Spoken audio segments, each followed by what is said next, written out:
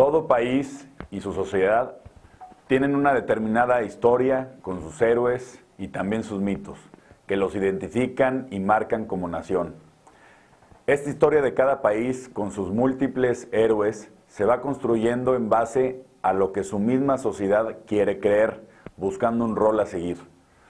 Todos los pueblos tienen mitos, pero no todos tienen traumas derivados de esos mismos mitos. La desmitificación es a un país lo que la psicoterapia a un individuo. Es dolorosa, pero es vital para cerrar ciclos y seguir adelante. En México, nuestra historia, héroes oficiales y mitos han sido en gran medida una excusa perfecta para muchos males que como sociedad y país tenemos. Nuestra historia oficial, contada por los ganadores, creó mitos derrotistas y derrotados.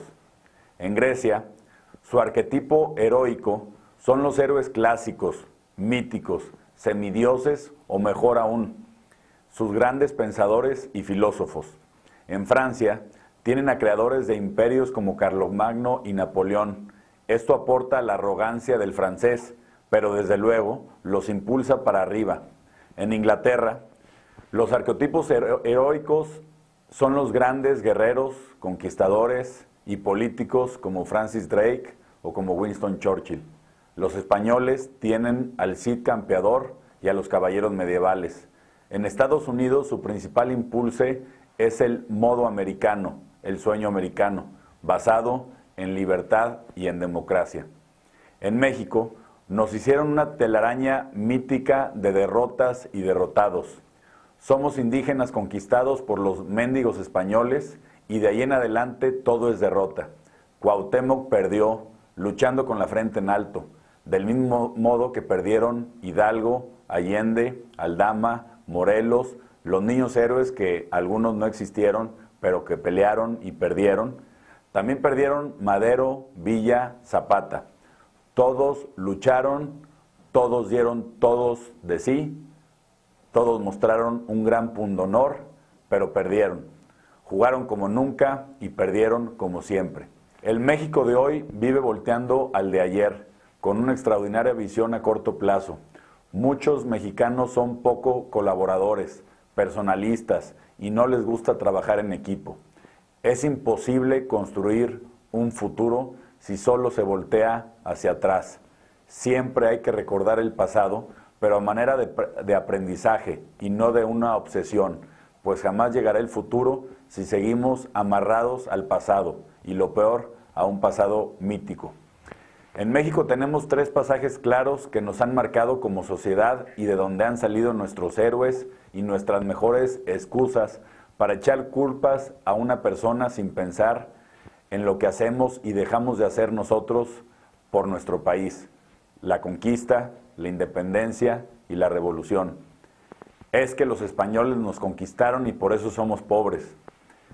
¿Qué tienen en común Brasil, Chile, China, Corea, Vietnam, Camboya, Libia, Costa Rica, Filipinas, Holanda o Irlanda?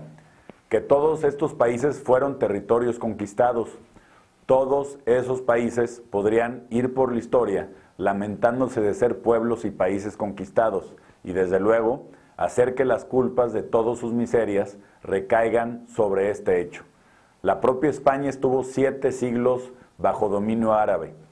Todos esos países están en el siglo XXI por encima de México. Todos fueron en su momento países conquistados, pero superaron el trauma. México ha visto pasar los siglos y seguimos usando la conquista como trauma fundamental de nuestra identidad y pretexto de todas nuestras desgracias. Tenemos el trauma de la conquista de un terrible mito que va de generación en generación como estigma que nunca debemos de olvidar.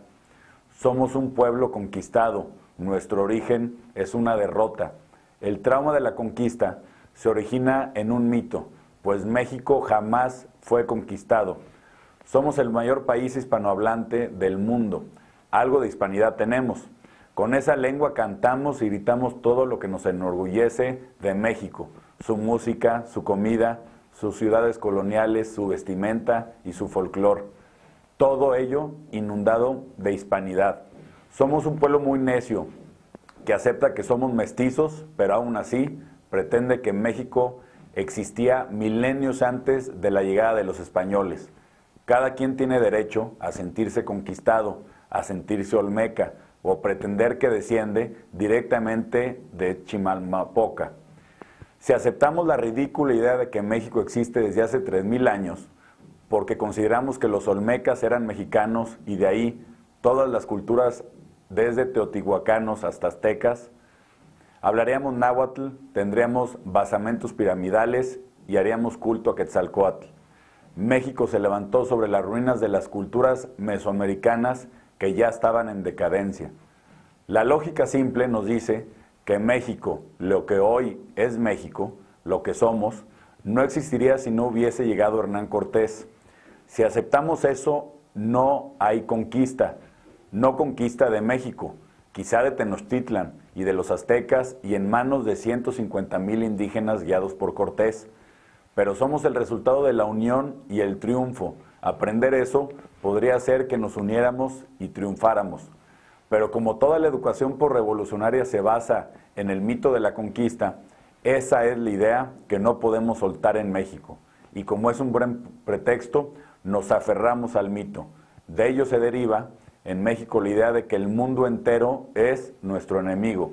Los españoles, Cortés, la Malinche, Santana, Porfirio, los gringos, la globalización, el capitalista extranjero. Ahí está la tendencia del mexicano de achacar todos sus problemas a alguna fuerza ajena que no sea él.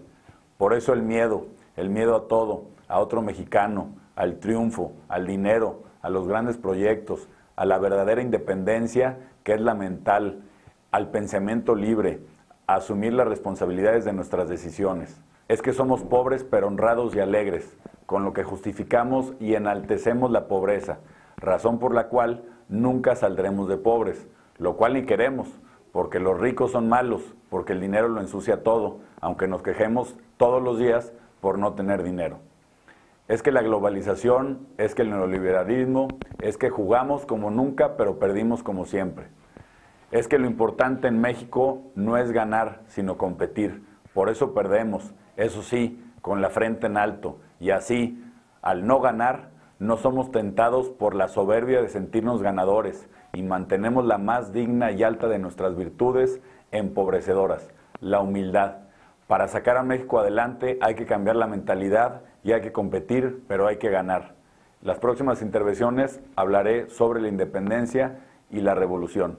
Muchas gracias.